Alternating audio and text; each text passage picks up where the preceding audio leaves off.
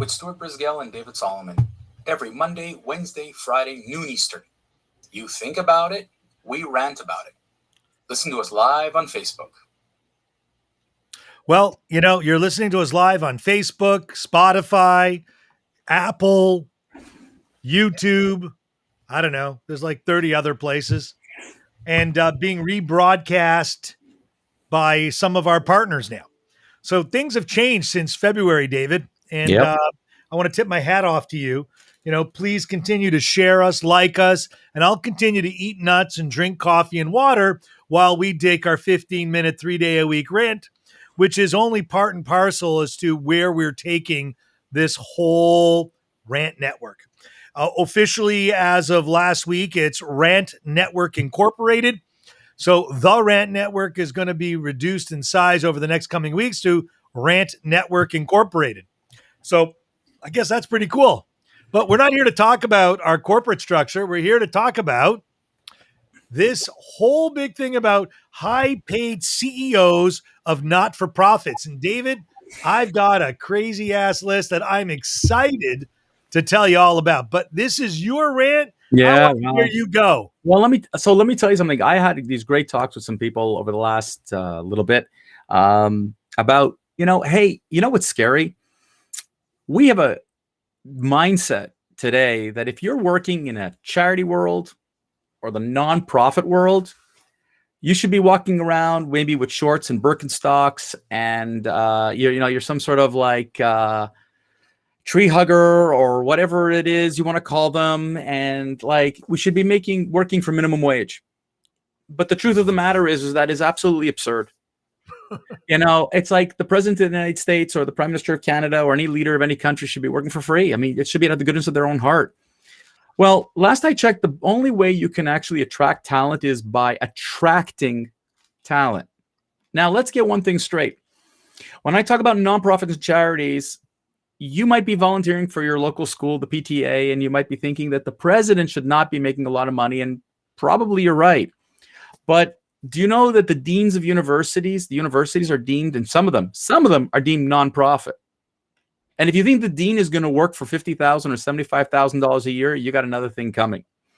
But yet, I had to argue with someone over not this past weekend, but like a while back, about the merits of having the right person at the helm and compensating them accordingly. And so when I look at what's going on at these highest paid nonprofit CEOs, the numbers are staggering in terms of what some of them make. And I was in shock, Stuart. I don't know if you saw some of these numbers, but I was in absolute shock when I saw that this person, Hildebrand from Star One Credit Union, which is a nonprofit. Yep. His base is $625,000 is a base. There's a revenue part. This organization makes over $241 million a year. Stephen J. Corwin, president and chief executive, it's probably corporate office. It's probably wrong here, but president, CEO, and trustee, 12 mil. But the organization is a $6.7 billion nonprofit organization. So you're all saying here going, but David, come on. These are all nonprofits. They're health organizations. They're making telephone numbers. But let's go to the next line, right? James Skockberg, Advocate Aurora Health, $8.5 million. Tiffany Carr, Florida Coalition Against Domestic Violence. She's the president and CEO. It sounds pretty impressive. $6 million in revenue.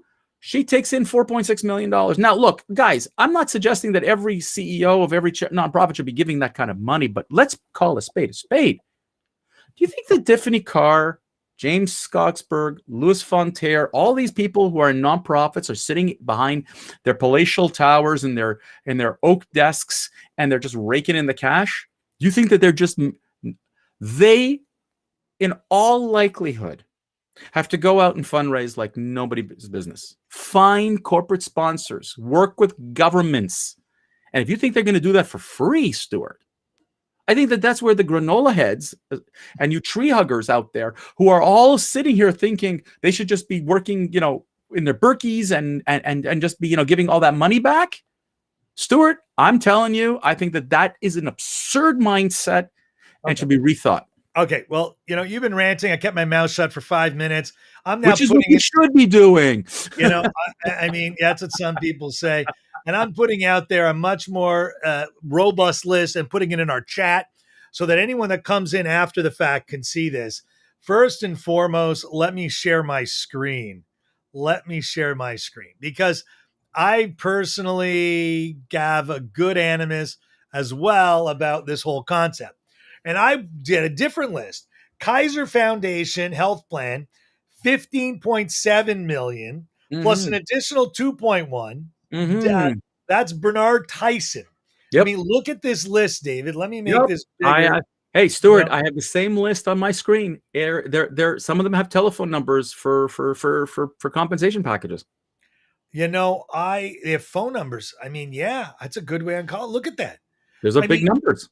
But should they be getting that kind of money? Should they not be? If they're working for health, if they're working for nonprofits and charities, Stuart, the people arguing with me saying they shouldn't make all that money. They should give a whole bunch of that back. I mean, I'm looking at this and I'm just like floored. I mean, after we picked the topic, I kind of didn't do much other than Google this. And I'm like, these are the top 10 CEOs for not-for-profits. Yep. This is this year. This is 2021. Yep. I don't know about you, but $15.7 million for the kind of, what exactly is organization? Do you know? Hey, listen, it's a foundation, so who knows? But to me, it's more along the lines of take a look at the Delta Dental Plan of Michigan. I know nonprofit really means not supposed to make a profit. I get all that. And if that's a way, but when you're talking about health organizations, especially you guys in the US, where you have to raise copious amounts of money to help out in health programs, in public health programs, absolutely. You got to, and listen, they're managing. It's not that they're raising money. They're managing massive budgets. And if you're going to tell me you want to bring in some Yahoo to go ahead and run and manage those budgets? Well, I'm doing some, cheap ass research, and the Kaiser Foundation, there it is right there, operates a not-for-profit healthcare organization. The organization offers allergy, audio, cardio, dermatology, blah, blah, blah, blah, blah. Yep. Right? Okay. I don't know about you, but does a CEO think he deserves $16 friggin' million? Stuart, the question is this organization, is he managing hundreds of millions of dollars or a couple of $1 billion? I mean, would you want somebody? I mean, let's call a spade a spade. If you're going to be a CEO of any organization, you have to have some experience. You have to have some merit. And when you're talking about managing that kind of bucks, when you're talking about managing people, when you're talking about overseeing these type of things, government relationships, you name it. I don't know if I want to pay. I mean, 15 million is an absurd amount of money to compensate somebody. Would you be able to find someone of equal caliber for 2 million instead of 15 million?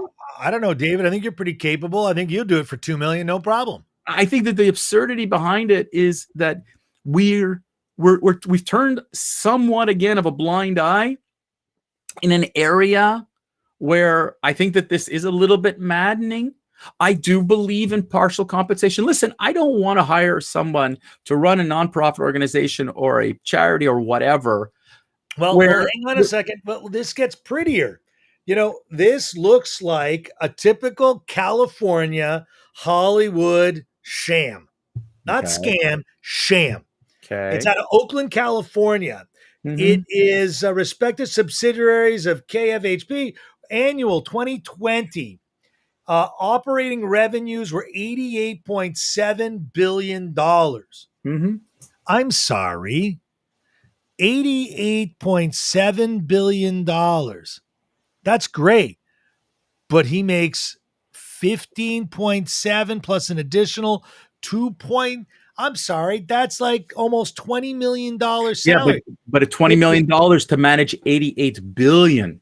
Well, hang on. So what exactly is this guy doing, because to be honest with you, he's just, the School of Medicine. He's the guy. Yeah. That's it. But that's it. But He's the a thing former is, chairman. but that's the thing is, like, if you look at, what's happened, I think, I mean, again, if this organization and their board feels that it's worthy to pay that kind of money, there may be a reason. Where I shudder, Stuart, is that when I look at organizations like, for example, the American Heart Association, right? When I look at the Shriners Hospitals for Children, their CEOs are making over $2 billion a year. Now, I last heard, like, the tear jerking and the again, crying. hang on. They make how much? Here, check Put it it out. Well, I'll put it up on screen for you, okay? This is the American Heart Association. Oop, wrong screen, sorry. And this is the American Heart Association. Nancy Brown, $2.5 million. Michelle James, Shriners Hospital, Chief of Staff, $2.2 million. Check it out. Nancy Brown includes $1.5 million in bonus and incentives. Same with Michelle James and Supplement Executive Retirement Payment Plan. Why are you paying someone an incentive if they're already making $2 million? Because the whole idea, what I'm seeing, it includes this. So what it says is they make $1 million plus incentives.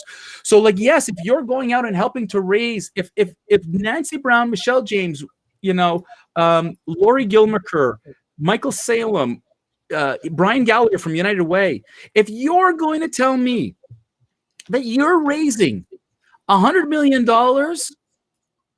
$75 million alone because you are the CEO and whatever of these organizations, you know what? Take the $1.5 million, $2 million. I'm good with that because you would have never have raised that money otherwise. But then come to me and cry that the organization is poor. I mean, I've seen Shriners commercials. The tears, oh my God, we need the money. And the United Way, we need the money. And look who we help and this, that. And then I see these numbers and I'm like, wow, really? I'm torn between, yeah, we should do that, and oh, come on.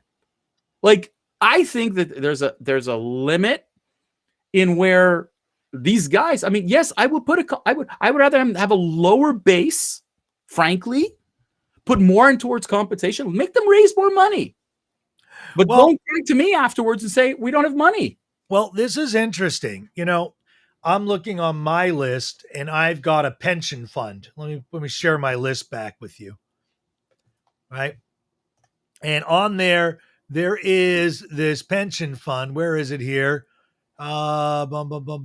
Petroleum, United States. Here it is. Let me highlight it. See that? Yep. So this guy is getting $13 million. He's a CEO of the pension fund. Sure. It's a pension fund. Right. Yep.